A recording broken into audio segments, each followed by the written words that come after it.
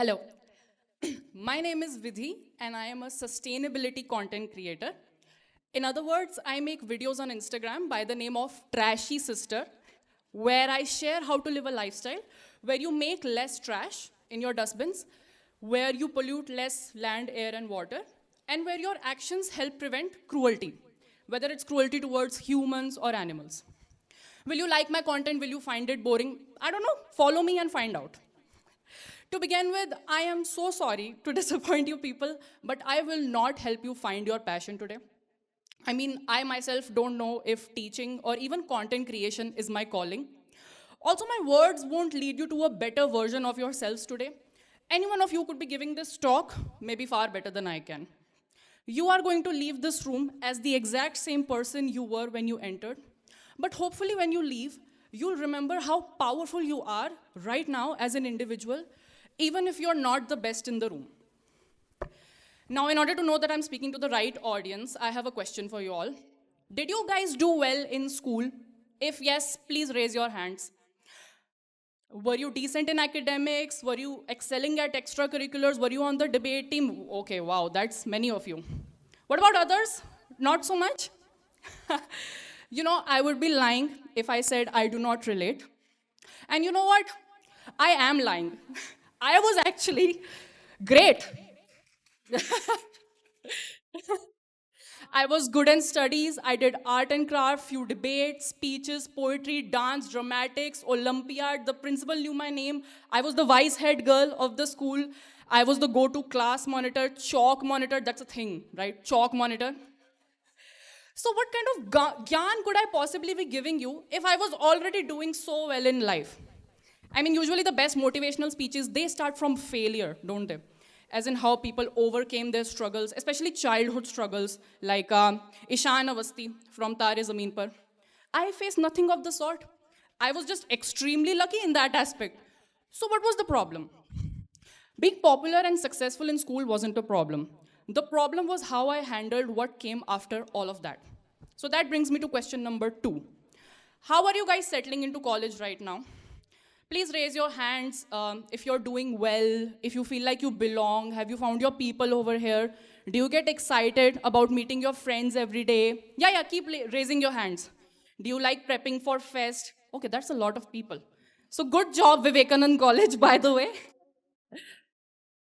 And I think that's the case with many of us, isn't it? That college is this transformative phase of life before adulthood where we let ourselves loose, where we get a taste of freedom, especially those living away from parents, where we get a sense of direction because of the course we chose. Maybe not the way forward, but just like an idea. As for me, I think the only way to describe the 3 years that I was in college was to be using the word invisible. I felt like a loser in college, complete opposite of what I was in school. Was I great at anything over there? No. I barely attended classes, didn't dance, didn't act, nothing. So the trophies stopped coming. I couldn't make any connections when it came to friends. So within a month of entering college, all I would say to myself was, bas 3 saal aur. After 6 months, I would say, oh, bas 2.5 saal aur. But why was it so? I knew I was confident, capable, talented, outspoken. Then what was the problem?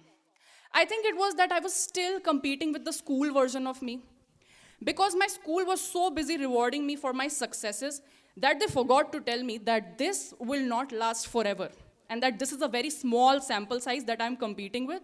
And in the real world, there will always be someone better than you. But in college, it was like everyone is better than me. So suddenly, it was so crippling to being addicted to be the best that I couldn't stand the thought of any real competition. So I just sort of gave up and did nothing. I mean, I was never going to be great at anything over there anyway, so why bother? Because the awards weren't coming, I did not know who I was if I was not winning. I did not know that it's okay to take a back seat sometimes, that you don't always have to be a winner. Sometimes you just have to watch the others win, maybe learn from them, while you just exist. For an overachiever like me, this was a hard pill to swallow because I used to think that if I'm in the audience and not on stage, I'm failing. Not you guys are the best. But I would have continued to feel that way had I not been rescued by my profession, which is basically my journey to earth-friendly living. It's not going to make much sense now, but let me walk you through. So for the remainder of my speech, I will be showing how this phase of my life saved me from the constant competing, how it taught me to focus on what's important and not what's popular, how it taught me to stay average, many times a failure, for 8 long years, but still keep going. It's a life that showed me that you don't have to be the best for you to be important. So how did my journey to sustainable living bring me out of this race to be the best? So I'm gonna start answering things by showing you my first ever experiment in my sustainable living journey, which is this. This is a non-toxic homemade floor cleaner that I first made 8 years ago, but it's still used in my home to this day. What is it made of? It's a combination of jaggery, good, fruit peels, water, bas. Just 3 ingredients fermented together to make this vinegarish solution. And I'm oversimplifying, it doesn't just work as a floor cleaner, it also works as a multi-surface cleaner, a drain purifier, plant fertilizer, biopesticide, and some brands make solutions to soothe skin irritation using this bioenzyme. Why do we need to make this though? Do you guys use cleaners at home? Floor cleaner, drain cleaner, toilet cleaner, whatever. So homework for you all, okay? Go home today, not right now. So when you're gonna go home today, just look at the back label of your cleaners. And in many of those cleaners, you'll realize that most of the cleaner brands admit themselves that the chemicals found in their solution are actually killing marine life. Not only that, they are incredibly harmful to our health as well because they may cause respiratory and skin issues. So this brings me to point number 1. Researching about climate and pollution made me less self-centered and brought back my curiosity. So since I was no longer in this unnecessary competition, in this race to be the best, I started with this experiment. And you know, while I was busy competing with my classmates, I realized that I had neglected a very important subject in my school called environmental science, EVS. And I think most of us ignored that subject, didn't we? I'm gonna prove it to you. Do you guys know what our primary source of oxygen is? Many of us believe it to be trees and forests. It's actually the ocean. And I thought to myself that my floor cleaner is killing the ocean, and I'm sad that Parichit is getting placed at Google. And you know, it wasn't even like climate urgency that woke me up. It was the fact that our very simple everyday habits like cleaning have such a detrimental impact on the planet, but they have very easy solution, but nobody knows about them. So that became my goal. I wanted to know those solutions. Point number 2, pursuing a more mindful lifestyle, it taught me patience. Because almost everything concerning this lifestyle is going to be slow, mind you. Even this, it takes 20-30 days to make. But since I rediscovered my curiosity after making this, I took my sweet time experimenting at home. And this was my experiment number 2. It takes around 40 days to make your first batch of compost. Compost, I saw the compost treatment plant outside, so you guys probably know, so I'll be quick about this. Compost is a natural plant fertilizer that you can once again make at home using the fruit and vegetable peels found in your dustbins. Now, why is there a need to do this?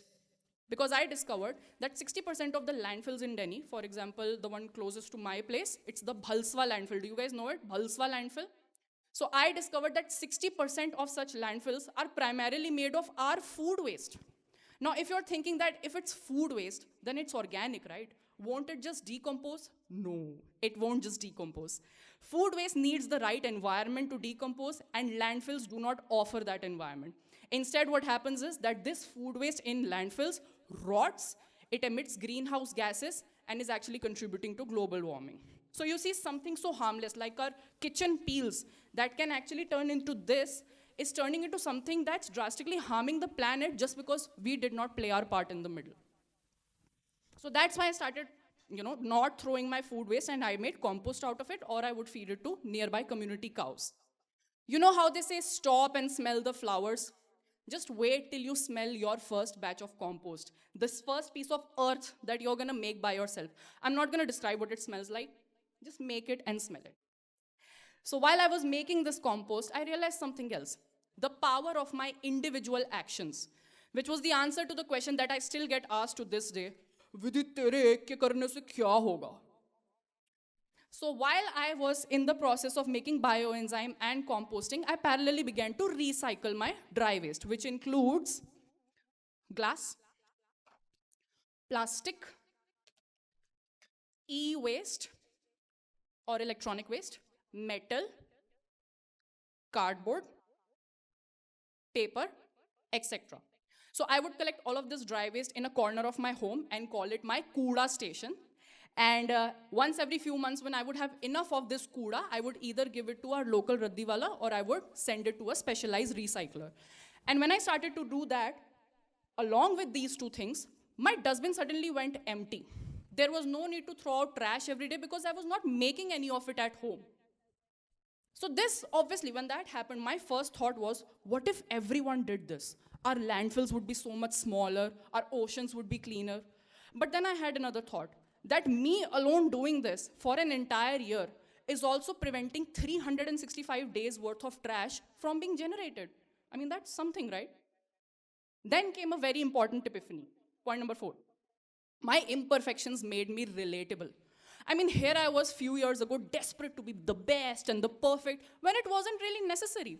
You know, even after making this perfect batch of compost, I made countless batches of what I can only describe as smelly diarrhea.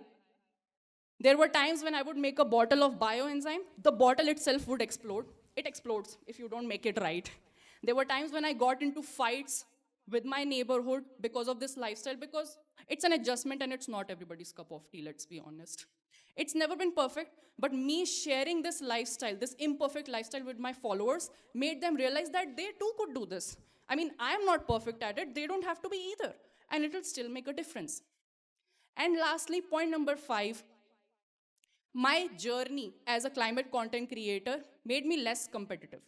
And to use the right word, it made me less jealous and insecure. So, you know, after years of unlearning this desire to be the best, it was no longer about me against others. It was me, along with many other imperfect earth lovers who are all working together to improve awareness on different areas of interest. For example, the impact of AI on our freshwater system, or the rise in the temperature that is now being associated with the rise in the cases of domestic violence, or how our food waste or how our food eating habits have an impact on the climate itself. So my mindset, it finally shifted from competition to collaboration. Now, does all of this mean that competition is bad and you shouldn't strive, you know, for recognition and for greatness? Of course you should. In fact, a healthy competition is actually a good source of motivation, and so is recognition. But don't just live for it. Don't just live for all of this. Live for the journey that takes you either here or it doesn't take you here. Live for the joy of learning a new skill. You know, when I first started with Trashy Sister, it had a different name back then. I was working in a space where for the longest time I was not being applauded. Out of the 8 years that I've been working as a climate content creator, 5 or 6 of them have just been me making content for 900 followers. So don't give success so much importance that you forget the importance of failure, that you forget the importance of learning a new skill, being consistent, being loyal, being kind, being brave. And you know what? When you are brave enough to suck at something for 8 long years, it might take you to a journey where you won't get a lot of big awards, but you will get rewarded in very subtle ways. For example, a follower will reach out to you saying that they've made their first batch of compost after watching your videos, or they're trying to go vegan after listening to you. And you know, sometimes an artist from your community will just randomly gift you a sketch of yourself, like I got this last week. And you know, sometimes you will be awarded in ways that you are already familiar with. Thank you.